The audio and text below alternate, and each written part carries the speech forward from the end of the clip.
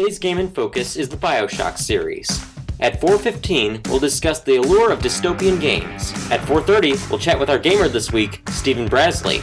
And at 4:45, we'll take a look at the meta within the game, with Nick Jerzak and Eric Jaworski in Ithaca College's VIC radio studio on Saturday, February 8th. This is the Game Corner. Welcome again to another episode of The Game Corner. I'm Nick Jerzak. And I'm Eric Jaworski, and today we are going to be talking about the Bioshock series. It's a wonderful series which I've seen people play, but haven't had the pleasure of playing myself. I know, Mr. goodness Jaworski. Like, oh my god, I still remember when I first played Bioshock. Actually, not even played, the demo.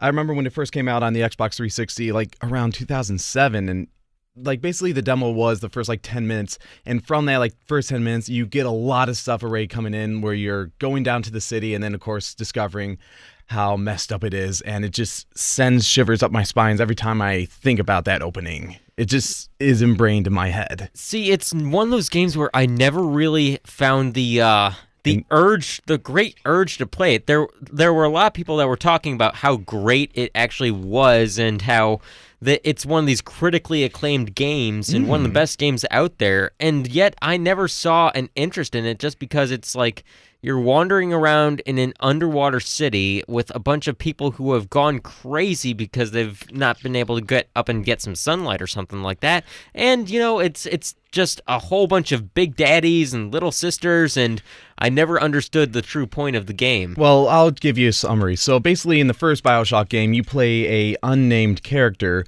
who flies all the way, and unfortunately his plane crashes in the middle of the ocean, and he winds up at this lighthouse, and this lighthouse sends him to Rapture, which is this underwater city created by Andrew Ryan, who wanted to fight away this sort of oppression that the government, the religion, and so many other people force upon us, and let the artist strive and the hardworking man really get what he earns. And for a while, it actually does succeed until this sort of one man named Fontaine, sort of like this sort of crooked guy, wanted to try to take control. And sooner or later, everything became heck on New Year's Eve, 1959. And basically, another thing that was a big component is Adam, which is sort of like this underwater creature, which allows people to get these powers called plasmids. So you know you're able to have fire in your hands, or bees, or all these different spells. I do enjoy the ability to snap your fingers and light somebody on fire. That I thought was cool. Oh yeah, even like sometimes like in the burial at sea, it's like, you know, snap your finger and like a nice light for the lady. And again, it was sort of like this thing, and the only people that could harvest sort of this Adam were these little children called Little Sisters, and they basically collect all the Adam all together, but they are protected by the Big Daddies, which are these giant machine, well, humanoid people in these bathyspheres, or underwater suits or something like that. And I don't know, basically like that. It's like kind of like trying to survive through this horror story and then try to get to Andrew Ryan. Second was kind of different, where you actually do play a Big Daddy separated from your little sister and actually killed off, but suddenly you reawaken after all the stuff that happens in Bioshock, and you're trying to get your little sister, who's actually like 16 or 17 now, from her actual mother. And of course, recently that came out was Bioshock Infinite. Now, that takes a different place. Instead of being underwater, you're now up in the sky in Colombia, where there is this sort of man who creates this utopia, or this heavenly, place, this Olympus. His name is Father Comstock. There's not much known of how he started out, but basically gathers everyone together in this perfect society of, religion. And actually, the founding fathers are considered gods, like Benjamin Franklin, Jefferson, and Washington. Everyone believes in the key, the sword, and the scroll, I believe. But of course, underneath all this, they're racists. Basically, everyone who is in the happy areas are all white, while of course there's Africans, Irish, I'm trying to think what else, Chinese, So all basically anybody that has been disparaged in America is living in the poorer places of that society. Basically, and it definitely is this Bioshock Infinite does take a different tone, especially with this sort of racism or tolerance in this way, and it does become sort of like this revolution. But I should talk about the story now. You basically play a character named Booker DeWitt, who suddenly like wakes up. He's on this boat, and he also comes to a lighthouse, and this takes him up to Rapture. And the only message he's given is, give us the girl and wipe away the debt. And supposedly he's supposed to get this girl from Colombia named Elizabeth. Now, unknowingly, this girl has some special powers, actually unknown from these vigors or plasmids, where she's able to open up what's called tears, sort of like these alternate dimensions. And yeah, kind of is like a weird Doctor Who thing where you do get confused of like, what storyline am I in, or jumping around, which you lost me at Doctor Who because I don't watch the show either. Me neither, but it is that sort of complex time travel, basically, in that sort of story that's it does work, and there is actually a reason why it's not called Bioshock 3, but it's called Bioshock Infinite because of the ending, which we will be talking about in our last section. Right around 4:45. One of the things that I did enjoy from the game, though, just watching and seeing all the things, I do enjoy the different plasmids that you can get in the first one. I like lighting people on fire. I like sending flies after people. That seems like a cool idea. Even like crows in Bioshock Infinite, which just seems even more darker. Oh, that's dark. That's heavy. Oh yeah, it's like back to like religion or and sort of like that idea. There's also the concept, the art designs that I've seen for Bioshock, where it takes over the 1950s sort of art style, Mad Men sort of look. Style, and then there's the 1960s sort of style that I saw from Bioshock Infinite. Well, not 1960s? No. Bioshock Infinite takes place around like right after the Civil War. It's like right at the turn of the 1900s. I don't know. I don't know what I was seeing then. Again, it is kind of like, I don't know, maybe it could be some weird items there, but that is where it takes place. Bioshock Infinite takes place before Rapture and all that, but there is a sort of interesting thing where, especially like you see the lighthouses and then you see the big daddies and the songbirds, like why are these all similarly connected? And again, this all pertains to the ending, which I am so excited to talk about, but I know I can't. One of the things that I also was, one of the things that I'm not really big on in games, which is, I guess, one of the reasons why I never played Bioshock, is that I'm not big about suspense thriller games. I'm not looking for a cheap scare out of a game. I don't like horror films. I don't like anything like that. So this is a main reason why I don't play games like, I don't know, Doom. I don't like to play games like Quake. I don't like to play those games where you're wandering around and then you look in the corner of a room and there's nothing there and all you're armed with is a flashlight or something like that. And then you look there again and something's ready to bite your freaking head off. I'm not into those kinds of games, and I think that's one of the main reasons why I wasn't into playing BioShock, is just I didn't want the cheap thrill factor that it seemed to offer. That's fair enough. I mean, no doubt, like the first hour or so when I played the first Bioshock, I was just scared intently, unaware of like there's gonna be a splicer that comes around. Like you enter a room, all of a sudden steam comes up, and you turn around, there's a splicer right there in your face. But not only that, it's just the lighting, the creepiness again of Rapture, where there's like Dr. Steinman, who basically is this plastic surgeon, and he really tries to make the perfect woman. And you like just come into like his surgery room and he's like operating on this woman. He's like, no, this woman is so imperfect. She can't do it. And like has other bodies hanging around him. It's like, this one too small, this one too large, this one too symmetrical. And just that, like, oh my goodness, it was just a creepy moment, especially with the music. That is what I love about this soundtrack, is again, the game is the soundtrack, because with the violin, it does bring out that creepiness factor, like just like the screechingness of it. But at the same time, like at those like sad moments when Atlas is talking about his like wife being dead, it actually suddenly the instrument becomes sympathetic, where you feel sorry for these people that are in this city. That's why I just love about music, that how it is able to convey emotions with the same instrument. Yes, that is very, very true. We've seen that in previous games that we were talking about, especially with games like the Elder Scrolls series. We talked about the music there.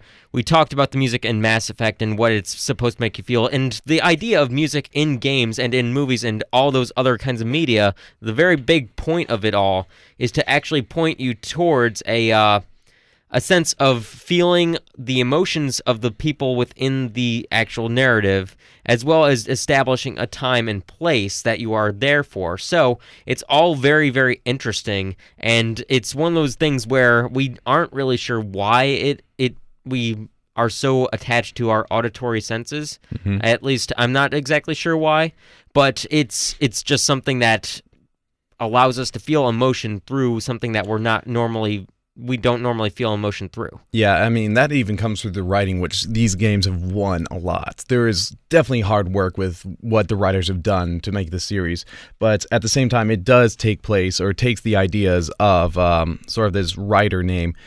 I'm trying to pronounce this right, like Ayn Rand, who wrote Atlas Shrugged, which basically is all about sort of like these dystopian ideas and escaping these sort of thoughts, and just really what is human nature.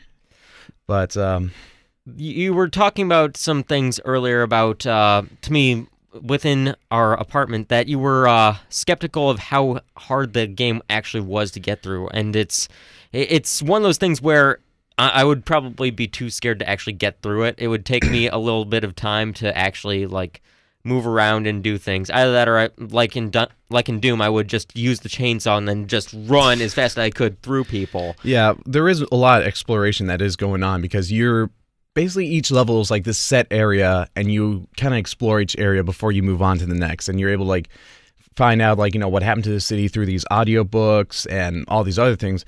But yeah, the game can be a little bit easy. Just as I said, the first hour you play of Bioshock, it really scares you, but then you kind of get used to it.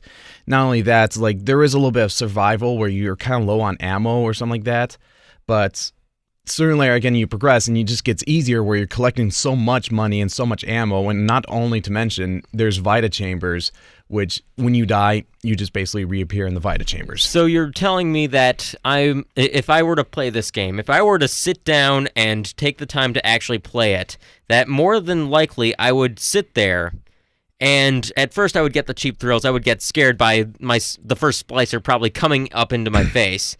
But by the end of it, I would probably just be annoyed that there's another freaking splicer. Basically, I mean, especially with Big Daddies, even though with Big Daddies, you don't really have to fight them, but of course, by wanting to survive, to be able to get more plasmids, you need to fight the daddies to, when you kill the Big Daddies, you are able to take control of the sisters, whether you save them or harvest them. And this also comes into the morality that we talked about, where there's only a good or bad ending that comes about, where it's if you only save little sisters, then you get a good ending where you, at the end of the game, you take them out to rapture away, and then they actually live a normal life. While especially if you just only harvest one little sister and save the rest, it's bad everywhere. So there's no gray zone. It's good or bad ending. And especially with Bioshock Infinite, where it's we were interested to see these moralities coming back. It doesn't really matter. You get choices in the games, but it doesn't matter at all. It always has that one same ending. Anyway, we have just barely scraped the surface of this game, and there's a ton more that we could talk about, but we got to get to a break. You are listening to the VIC Game Corner here on VIC Radio. The Game Corner. I am Andrew Ryan. Instead, I chose something different. I chose the impossible. I chose rapture. In the end, what separates a man from a slave? A man chooses. A slave obeys. The Bioshock series. You are listening to VIC Radio's Game Corner here on the Best of What's Next, VIC Radio. That was chilling, Eric. I know. That's what I love about Andrew Ryan, because he is a really thought-thinking person. Because that was basically the first part was when you go down the bathysphere and he introduces himself and talks about it. And of course, that last part is the very end where where we do have choices. Now, of course, this is basically a dystopian society under, this utopian ideas. Because, well, that right there is the definition of dystopia. It's something that seems so perfect when you think about it in concept, but then something ultimately goes wrong. Mm-hmm.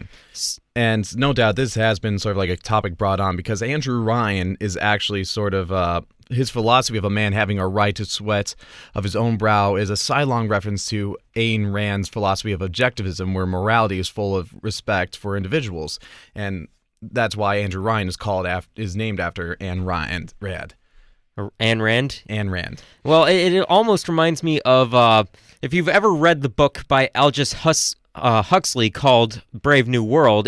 That is the epitome of dystopian society literature, where you've got everybody who has been sorted into their own jobs. There's a certain amount of alphas, betas, gammas, whatever they're called, and then they're not allowed to feel emotion, and they're allowed to take drugs, have sex, all these sorts of things, but they're not allowed to question the society which they're in. Mm-hmm. So it's a very strange idea, and it makes you think, all of this sounds very perfect when we really, really think about it, but what are we if we're not humans, if we don't have the emotions to go along with being a human? No doubts. I mean, again, with Andrew Ryan, when he says a man chooses, a slave obeys, we do have free will that's, we should be able to have choices of what we do, but of course be living in a dystopia society where people control us in a way. I'm looking at examples because I got giant lists of like dystopian films and video games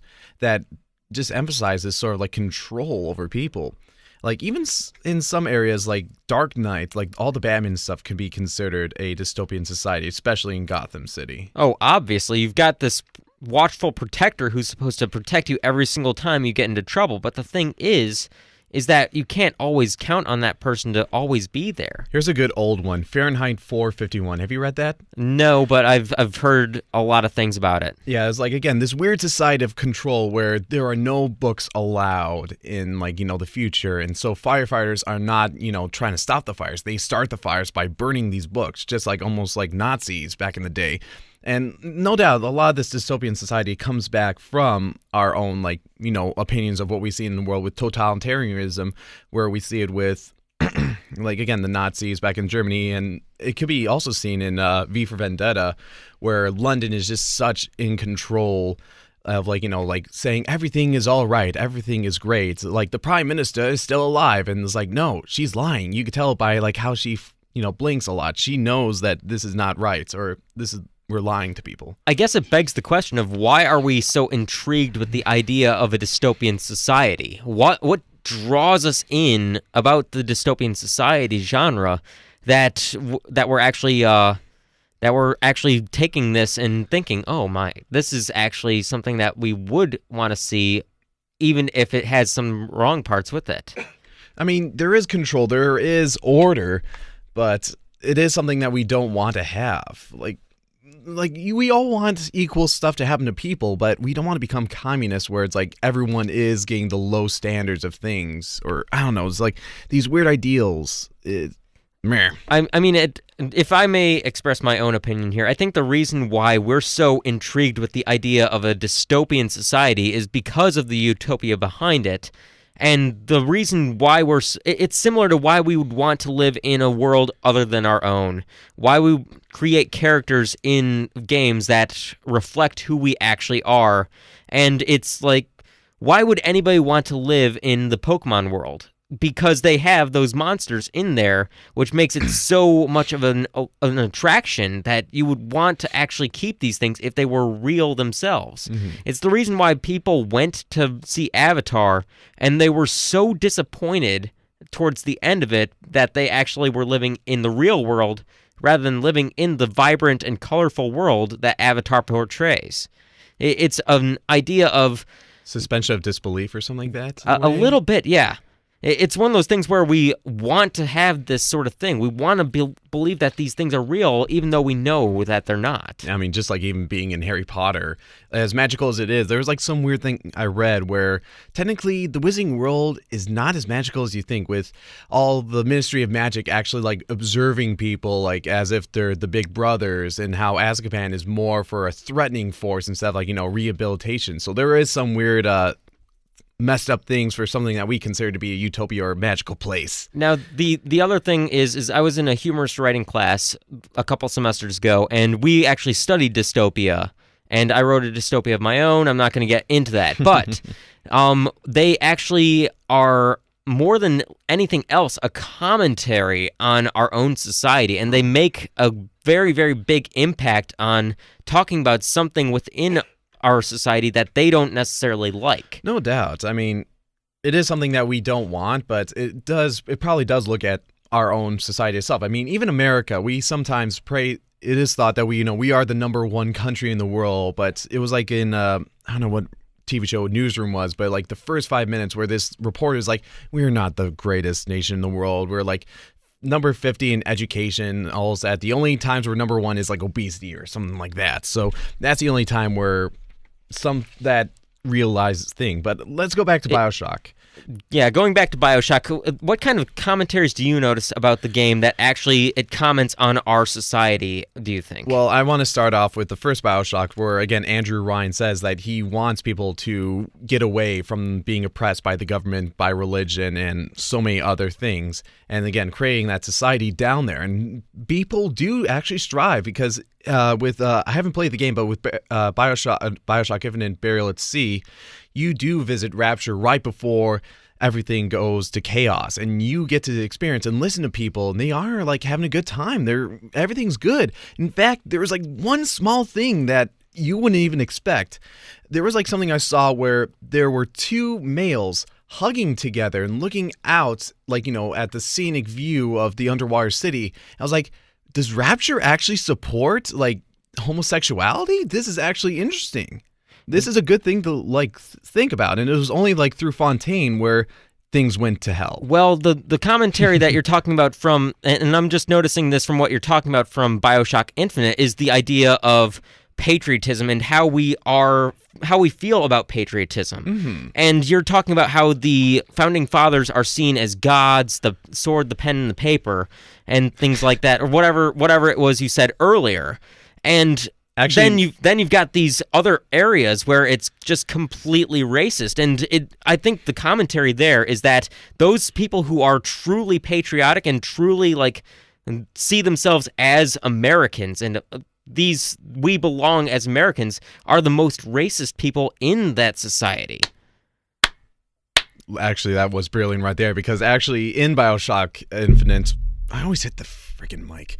But yeah, in Bioshock, Bioshock, dude. This is like the seventh time. But in Bioshock Infinite, they actually consider Abraham Lincoln to be the devil, and they praise John Wilkes Booth for killing him for that. So there is those like twisted ideas of opinions. Like, this is probably more of like Southern opinions than any of the society, because we cannot speak for an entire part of the country here. I'm not saying like back at those days. I'm saying where slavery was the thing. It was awesome to have. So basically, Columbia was built up to be a utopia, but from the Southern perspective of the Civil War. Let's just say that. So you're saying that a dystopia can truly be a utopia from a given perspective? Oh, no doubt. I mean, like, if I was probably a patriot racist, I would definitely consider Columbia to be, a great place to live. But again, that's not me. Like, Columbia is beautiful, but of course, when you learn that it's just a bunch of racists, that's like, ooh, okay, I don't like this. So then what you're talking about Columbia in this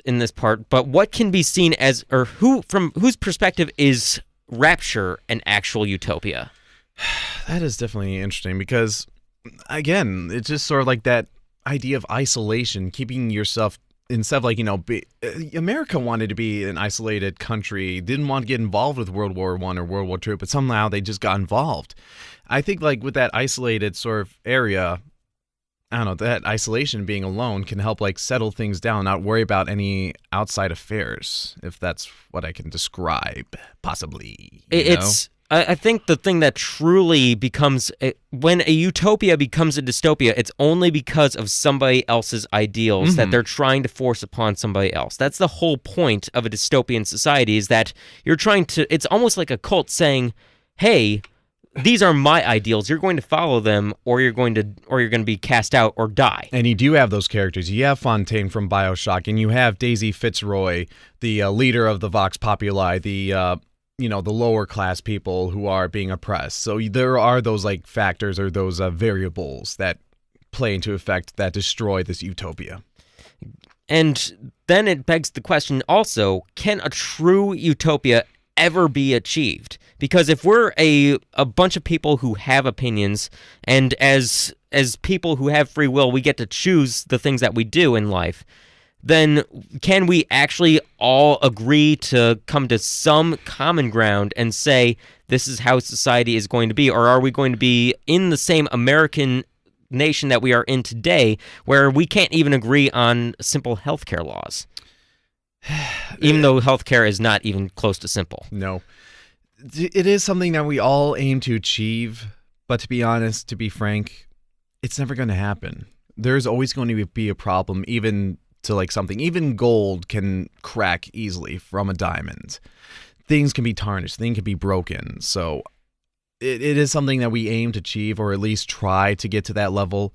But honestly, to reach nirvana or perfection is nearly impossible.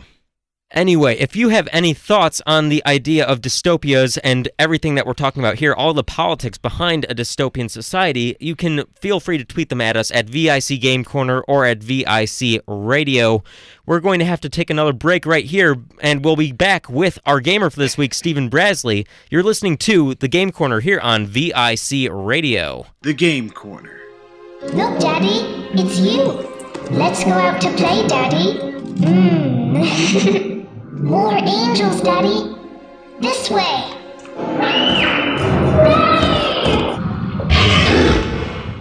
There we are. He's perfectly safe now. This is not your daughter. Do you understand? Her name is Eleanor, and she is mine. Now, take the pistol. Place it against your head. Fire.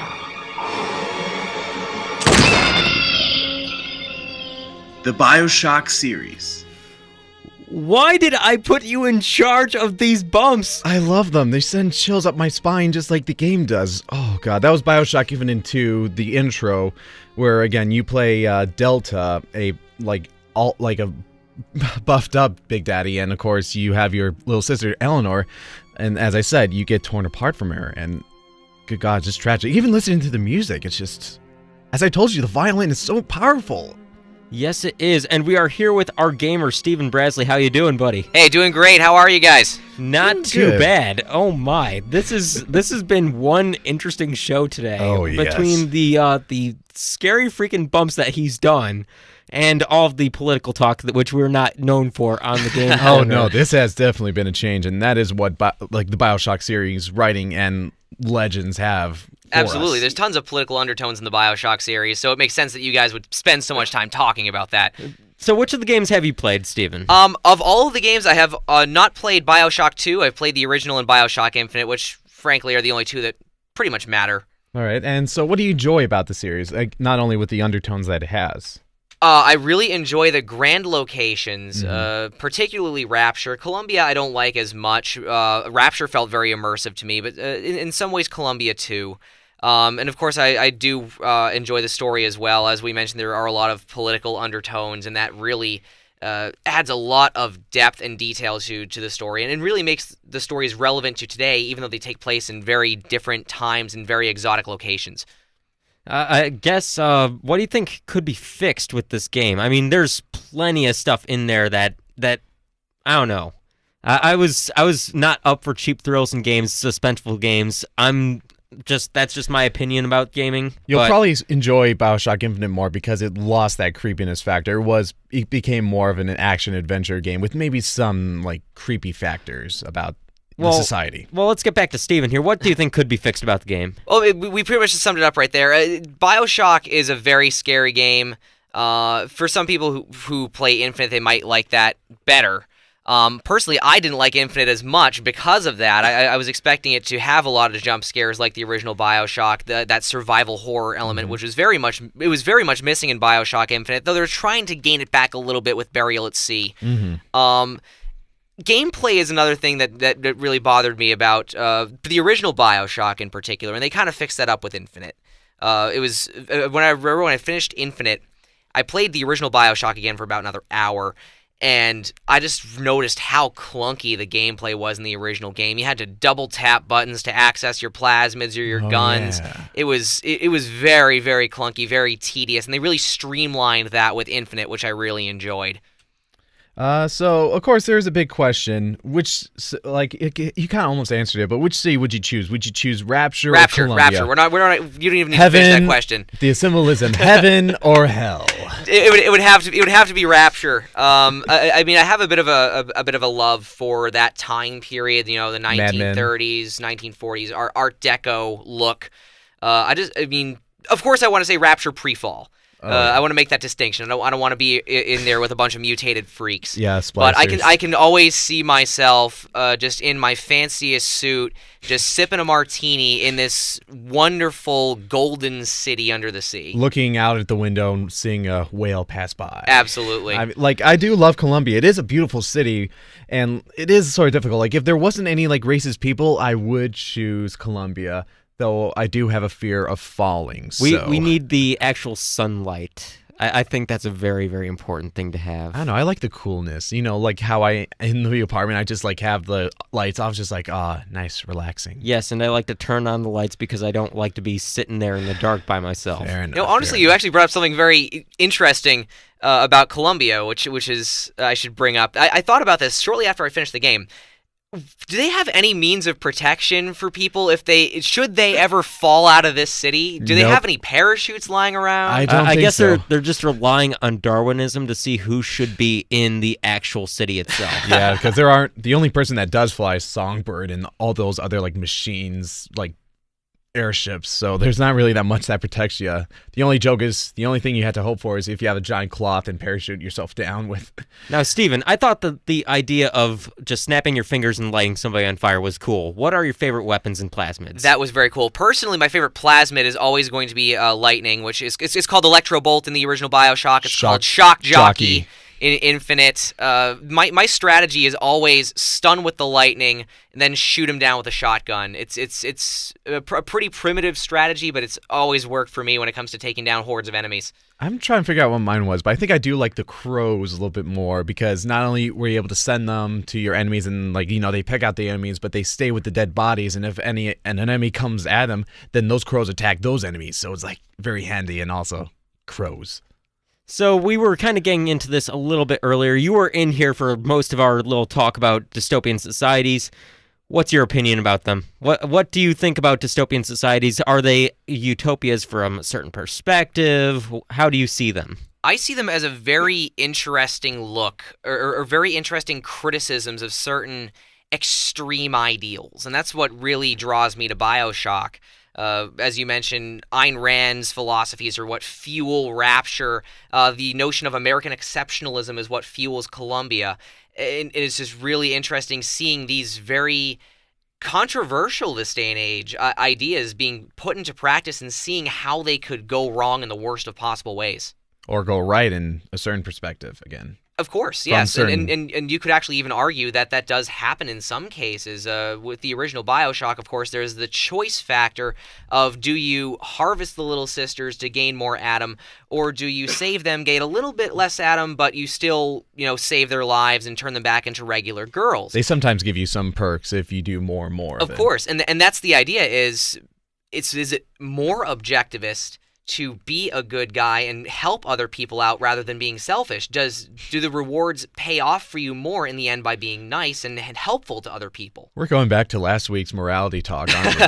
A little bit. We were talking morality last time with the Fable series. If you're listening into that one, we're talking about how there's never like a middle ground to these sorts of moral decisions. There is sort of a middle ground with Bioshock 2, but it still sort of seems like a bad ending anyways. But, of course, like, since we talk about environments, and especially from the ending of Bioshock Infinite, it might be difficult to figure out what the next environment might be. Do you have any ideas, or what do you want to see? It's very, very tricky. It is. You've pretty much covered pretty much the entire vertical depth of the Earth, doing sea and sky. How about we go further out? Bioshock in space. But here's the thing. Here's the thing. You do Bioshock in space, then you've basically got a remake of System Shock 2. Oh, yeah. Or Star Wars. But if you don't know, Bioshock it was based off of System Shock 2. That was one of Ken Levine's first big titles, and I actually played System Shock 2 for the first time just a few months ago. It's definitely very clunky, very RPG oriented, but you can still see what eventually becomes the plasmid system in Bioshock Infinite and Bioshock 1. And you see the gene tonics as well in there. So you can see the gameplay that eventually evolved into the more streamlined gameplay you see in Bioshock and Bioshock Infinite. And you still have a wrench and the wrench. Now, here's what I've got an idea for. What if you set it inside like a desert sort of area or somewhere like that looks Middle Eastern, and the whole idea is a commentary on war and our grubbing for oil, things like that. That could be interesting. The question is, how would you separate that from other games that make the same kinds of commentary? As soon as you said desert commentary on war, the first thing that came to my mind was Spec Ops: The Line. Oh, yeah. Which pretty much had that kind of commentary in its story. I really respect Ken Levine and his work. I bet he could probably pull it off in a way that makes it feel unique and still feel like Bioshock. The question is, it's just still, that's one of the big hurdles he would have to do if he were to set it in the desert in the Middle East. I don't know. That's fair enough. I tried to write a book or like some weird story where it was like Final Fantasy and Harry Potter. No, some weird little thing. And I kind of like include... You tried to mix Final Fantasy and Harry Potter. Yeah, believe me, it was a weird thing I did in middle school. But I kind of like made these utopias at these locations. And again, one of them was like at the Mariana Trench in the bottom of the sea, basically calling it Atlantis, like some areas in the poles. What if it could be like under a mountain or something like that? Rapture basically is Atlantis. It's the lost city under the sea. In many ways it is. And actually, they did make that comparison in a promo video they did for Burial at Sea. I don't know if you saw these on the Irrational Games YouTube page. They do these weird videos of this conspiracy theorist on like a public access channel talking about the history of Columbia and trying to find the lost city. And then he did another one for Rapture. And it was actually called Rapture, the Lost Atlantis or something like that was the name of the video. Interesting. They just don't have Aquaman in there. Aquaman needs to be in Atlantis if it's going to be Atlantis at all. Unless there's like some character that does look like Aquaman in the game. I don't know. But with plasmas, you can evolve into Aquaman.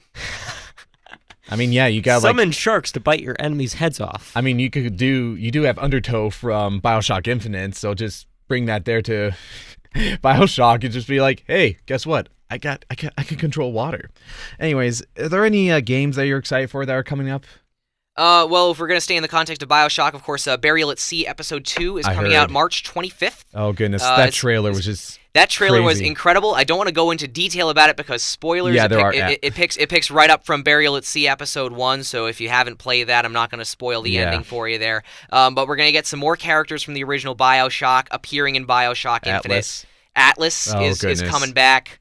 I was really entertained by Sander Cohen's appearance in Episode 1. Sander Cohen's one of my favorite characters from the original Bioshock. Just seeing him even there more, it's just like, seeing him right in the face, it's just like, wow, before he gets all hopped up on Adam, he's still crazy. I know. Artists these days, they do anything for entertainment and for the arts. No, if you're not going to do this, I'm going to shock you to death and blow you up by the piano. And just like, wow.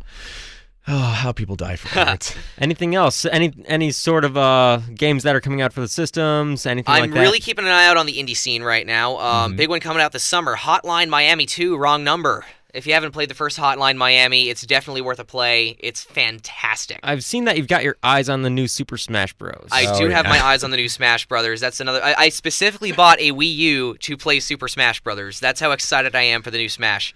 I'm just gonna get on 3DS. It's gonna be the same exact thing for me, honestly. I bought a 3DS for Zelda, Link Between Worlds. That was one of the more recent games I played. That was fantastic as well. So Nintendo's got some great quality stuff coming out this year. Mario Kart 8 as well for Wii U. So a lot of people are worried about the future of Nintendo. They're not out for the count just yet. Do you have a gamer tag? For Xbox. Xbox, Steam. PS4, anything like that? I have PS4 and Steam. Look me up. King Esteban 0192, if you remember that one. All right, I'll try to add you there. Okay, well, we are going to have to say goodbye to you, Steven, but it was nice having you on the show. Hey, I'm happy to be here. Oh yeah, I'm here till 6 actually for VIC. So Yeah, you're doing News that's Saturday right, after us. Stay Right tuned after for us. VIC News Saturday. We'll be starting up in the next 15 minutes. All right, sounds good. All right, thank you, Steven. Anyway, if you have any other things that you want to add to what Steven has said, give us a tweet at VIC Radio or at VIC Game Corner. You're listening to the Game Corner here on VIC Radio. The Game Corner. What brought you to Columbia, Booker? Bring us the girl and wipe away the debt? But not all debts can be repaid, Booker. Will you stop it? Not here to hurt you. Who are you? My name is DeWitt. I'm a friend. Are you real? I'm real enough. Booker, are you afraid of God? No. But I'm afraid of you.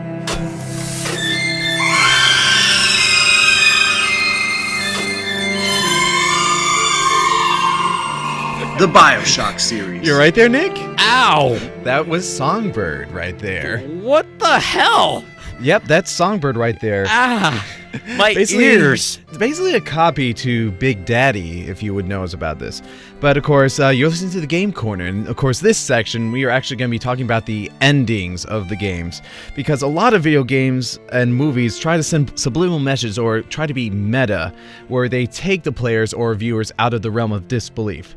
And of course, the Bioshock series has been able to send these subliminal messages through their storytelling. So first of all, warning, there will be spoilers and the possibility of your mind either being confused or blown entirely. I'm going to go with the former on this one for me, probably. So, of course, let me start with the first Bioshock. Basically, by the time you reach Andrew Ryan, you learn that you've been controlled by your friend Atlas, who always said the phrase, "Will you kindly?" So, will you kindly get a crowbar or something? Will you kindly head to Ryan office and kill the son of a bee? And basically, Andrew Ryan controls you by saying, "Will you kindly?" Like, stop, move, run, and basically tells you to kill him. Now, this begs the question whether do gamers really have free will in video games? Because, to be honest, one of the big phrases that he says is, "A man chooses, a slave obeys." And aren't gamers usually basically following instructions of what's going on? Of course you've got some form of free will in a game. I mean, it's just limited because you also have to follow the exact narrative and programming design of the game. So, yes and no. You've got some limitations to what your actual free will is in said game. Yeah, but still, either way, like, games say we still have choices, but we have to realize we still have to follow the rules of the game. Like, there are some games that do allow us to have some choice, while there are a lot of games, especially in the stories, where you don't get choices at all. Like the Call of Duty games, you're basically following orders like a soldier. Here is a free will choice within a game. Which are you going to use, the sword or the bow? That is your free will choice. That's the way that you're going to play the game. Now, do you have free will when it comes to the actual narrative? Of course you don't. There's a set of select endings for a game which you're going to run into. It's inevitable. I don't know. That is just what I like about the writing in here. Again, believe me, when I just learned about this ending, it just made me like fall off my chair. Just like, what? Because you never would expect it, especially from this kind phrase of "will you kindly." When you would hear that, you would think, "Oh, would you please, get something for me?" It's like, "Oh, I'm trying to do this because I'm just a nice guy and all." I see Steven taking a Snapchat of us, but here we go. I'm looking here just at your notes at what you've got for this meta thing, and all I'm seeing are a couple of underlying themes that there are a set of words that are used within the game, and then there are certain objects within the game that are very, very key and that you see throughout every single game. Okay. So that's all that meta really is. I don't know, but I think the meta really kicks in with Bioshock Infinite because, all right, now this one even blew my mind even more. When I beat the game, I just kept walking back and forth for 30 minutes, having a beer in my hand and like mixed nuts, just like trying to comprehend what I just played. That's on tomorrow night. Oh, yeah. But basically, what goes on is you finally kill Comstock and you destroy the tower which Elizabeth was housed in. And she basically has all control of all her powers. Like, there's nothing that limits her to anything. And she basically becomes omnipotent and is able to see everything, kill Songbird. Omnipotent. Whatever. But she actually transports you to Rapture. Now, here's an interesting thing where, you know, when you first play Bioshock Infinite and you see the lighthouse, like, oh, it's a lighthouse. This is sort of like a nice thing to see in there. But it's like, no, there's something actually interesting connected between, like, what I think basically is that one thing that they always say is that there's always constants and variables, and there's always a man and a lighthouse. I feel this plays a hint to either players replaying video games or a course of video game sequels. Now, let me start off with at least the constants and variables. You say you like to play a lot, like, you know, replay games a lot, and you play as these different characters. You play, you know, the good guy, you play the bad guy. And of course, in Bioshock Infinite, you know, when you come to the end, when you go to all the universes and realize that there's so many choices you could have made in this game that it just, like, blows your mind right there. Not usually, no. I played Mass Effect, and I did all of the different choices that you could possibly do in that game, and my mind was not blown in the least. No, I'm not talking about that, but the idea where this game actually takes a moment, and even though it seems like it's through its storytelling, it's like, oh, it's just another, like, multiverse, you know, universe, but with it being first person, with the characters talking right to the players, it's almost like talking, like, you know, all these choices that you could have made or the choices you have made. So that's why I'm thinking the replay where you're like, you know, am I going to be, you know, add some extra ability to my attack or defense or this weapon versus that weapon. There's so many choices that we can make in a video game that I think the series definitely points it out. See, all you're reminding me of right now is Crisis of Infinite Earths, which is a DC storyline where you've got the Justice League.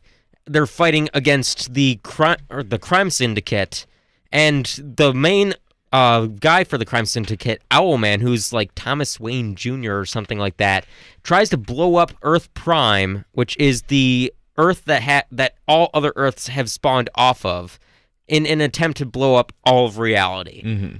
So that's all that you're making me think of right now, and it's not blowing my mind. Well, still, okay, fine. Maybe you didn't think deeply or play this game enough to, like, realize how much I didn't play this game at all. I know, exactly.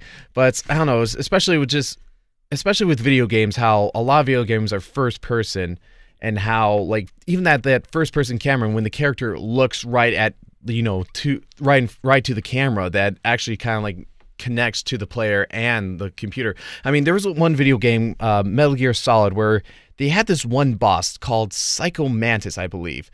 And, you know, you think, oh, this might be another battle that you have, but actually, no, the boss actually talks to the player and says, like, I'm going to delete your memory. I'm going to, you know, you have to switch ports to be able to, like, you know, move your character around. So it's like, it's weird to have video games that actually, and that's what they do. They make the characters look right to the camera and talking to the players. And sure, Elizabeth may be talking to Booker, but, you know, you become the role of Booker DeWitt, and, you know, you learn so much about him that you almost become him, that, again, it's almost talking to you. Just like Andrew Ryan, you're the first game, you don't even know who your name is, and here's Andrew Ryan telling you to run around, and, of course, the weird thing is how he's commanding you, and yet you have no control over it.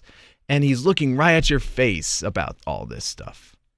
Like, personally, if I came up to your face, just, like, you know, talk to you, that makes a connection right there. But with video games, and again, being like a movie, it connects you together through that character actually looking at the camera. And your point is that because we are actually playing a game where it's interactive, that it makes that much more of a difference. I personally think it adds a connection to it, to be honest. I mean, oh God, I'm almost like burned out. He's blowing his own mind, ladies and gentlemen. No, he's not blowing mine. I know, no. Okay, I'm almost burned out from just trying to explain this to you, and yet it's like, it blew my mind so much. And, like, I don't know, sure, it may be like my own opinion about it, but I still see that with the writing, because with writing like that, to be able to send those messages, just as it's able to communicate about the undertones about dystopia, that writing can come so far to even like question about gaming itself. I mean, you watched that video about the top 10 quotes and how they even mentioned how will you kindly beg the question about a player's choice in games. The thing about this is that it's only going to get worse, ladies and gentlemen, as we get more and more immersed into gaming systems themselves, where now we're doing talk controls with the Xbox One. It's only going to get worse. There's going to be a logical closure point, which is that you get inducted into the world itself, and that's going to be very, very dangerous. Yes, it is sort of like a weird advancement that comes to... How many times is that you've hit the microphone? I'm a big guy, and I. Okay. So you're completely burnt out by this point. I don't know. I mean, we've talked about a lot during this episode. Are you not? I mean, I've been I'm doing not all burned. the talking. I've been doing a lot of the talking. You've been doing a lot of the talking. Welcome to my world. This is the world of radio production. Anyway, we're getting away from the actual meta aspects. What else is there that's meta in this game that you haven't covered just yet? I think I've covered about everything, because again, choice in beg question of free will and choice in video games, especially being asked, like, even if I say, will you kindly, do I technically have control over you? And then, of course, with Bioshock Infinite, it was about more the replaying value, and, of course, with sequels where, you sometimes have those, like, reoccurring characters, or, like, those little aspects where it's, like, makes you hints, like, those Easter eggs that make you remind yourself of the previous game. It's like, oh, that's so nice that the developers put that there, or did they really? See, this is where I'm going to tell you how I feel now about all of this stuff that you've told me. You said that I was either going to be burned or I was going to be completely mind blown. And as you've told me all this stuff, and it's gone through my head here, at first I didn't understand it. At first I was confused when you initially told me about this and about how you wanted to include this into this episode.